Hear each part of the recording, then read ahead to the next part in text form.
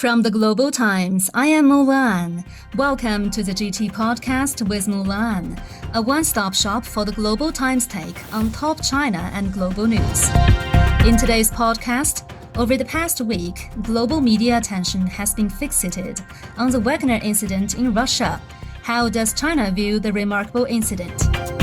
At the summer Davos in North China's Tianjin, many world dignitaries, delegates, and entrepreneurs soundly rejected calls for decoupling. Is the Chinese system better than the American system? French commentator Arnaud Bertrand tells GT how he won the debate against an anti-China scholar. Many young Chinese are facing what's said to be the toughest job season, but they are tackling the stress head-on. Finally, an ongoing national sensation. Rural sports leagues in southwest China's Guizhou has gone viral. What does it mean for China's rural vitalization?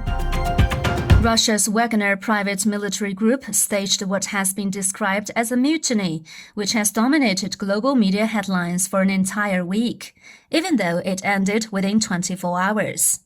Some in the Western media tried to use the incident to question China-Russia relations, which reflects the West's consistent ill-intentioned motives and hostile narratives targeting China since the Ukraine crisis.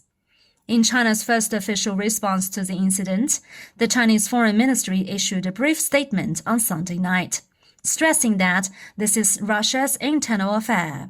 It said that, as Russia's friendly neighbor and comprehensive strategic partner of coordination for the new era, China supports Russia in maintaining national stability and achieving development and prosperity. Then on Monday, a spokesperson for the Chinese Foreign Ministry reiterated the stance. When asked if the leaders of China and Russia have held talks over the incident, Mao Ning, the spokesperson, said the two countries have maintained close and sound communication at all levels.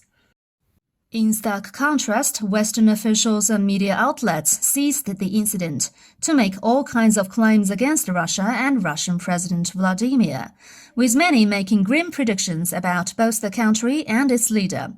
Chinese analysts pointed out that such rhetoric in the West aims to amplify some of the internal problems in Russia to achieve a goal of continuing weakening the country and causing damage to the military morale of Russian soldiers as part of the cognitive warfare launched by the US-led West against Russia.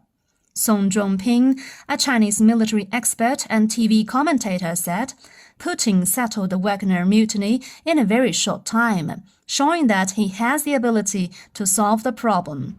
But the West won't miss this opportunity to play up the internal conflicts in the Russian politics. A trend continues to emerge where some Western officials and media outlets constantly stir up tension, while China is promoting dialogue with officials and businesses from around the world. At the 14th annual meeting of the New Champions, also known as the Summer Davos, in North China's Tianjin municipality this week, dignitaries, delegates, and entrepreneurs lambasted a so-called decoupling campaign pushed by some radical Western politicians. While delivering a keynote speech at the opening ceremony at the forum, Chinese Premier Li Qiang called on the international community to firmly oppose the politicization of economic and trade issues and jointly maintain the stability and unimpeded flow of global industrial and supply chains.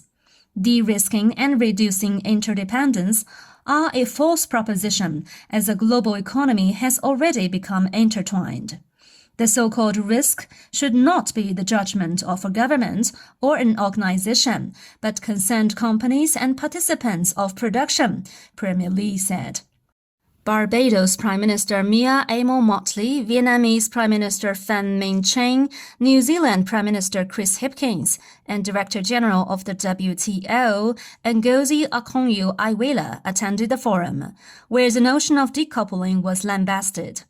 We are saying decoupling issues, and this is not going to address global challenges, Vietnamese Prime Minister said. No one country can solve these issues alone, he stressed. Chinese observers following the Davos forum said it is high time for China to warn the world about the danger of de-risking rhetoric, as it is both deceptive and essentially government intervention to market forces. Li Yong, a senior research fellow at the China Association of International Trade, told the Global Times on Tuesday that, by borrowing this corporate term, some Western politicians are trying to realize the effects of decoupling under the disguise of de-risking. In today's Western world, how likely is it to win a debate which argues that the Chinese system is better than the American one at providing stability, prosperity, and freedom? Arnaud Bertrand, a French entrepreneur and commentator on economics and geopolitics, did so, and even he can't believe it. In a debate held by U.S. Intercollegiate Studies Institute and Abigail Adams Institute in April, seemed is the Chinese system better than the American system? Bertrand beat Adrian Zenz, an infamous anti-China scholar, according to audience votes. In an interview with the Global Times, Bertrand said what surprised him the most was the openness to his arguments, given the audience. The debate took place right next to the campus of Harvard University. Most people in the audience were American. It was a debate about which model is better, the Chinese or the American, to give prosperity, stability, and freedom to its people. At the end of the debate, there was a vote on who won the debate. Quite incredibly, I won it, as per the audience votes. So that was a huge surprise for me. I never expected that I would win the debate by arguing that the Chinese system is better than the American system at providing people with freedom, he said. I guess it shows that when you have compelling arguments and explain things in a way that's rational, you can go beyond ideology and make people realize that actually there are really some merits in the Chinese system, Bertrand added.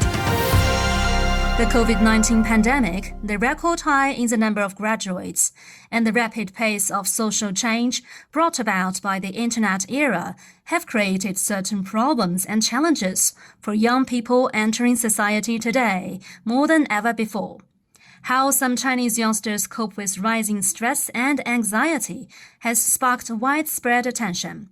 For example, the popularity of Buddha worship among Chinese graduates has been cited by some Western media outlets as a sign of a serious decline of the Chinese economy or a lack of ambition among the young generation. However, when taking an in-depth look, Chinese youth are determined to pursue a life with a meaning of success being defined by their values, not traditional social norms. As they navigate the winding road of life, they are full of hope. Recently, some non-professional rural sports leagues have taken China by storm, earning billions of views online and triggering an influx of tourists who arrive not only to watch the amateur matches, but also enjoy local cuisine and experience some intangible cultural heritage from the countryside. How sustainable are these events, and how much can they contribute to China's grand rural vitalization plan? As people enjoy this new craze, potential organizers for more of such grassroots events have gotten a shot in the arm with the release of a new initiative from the government. According to the initiative recently published by the General Administration of Sport of China and 11 other ministries and commissions, more than 100 rural sports events will be established by 2035 in a bid to boost nationwide rural revitalization.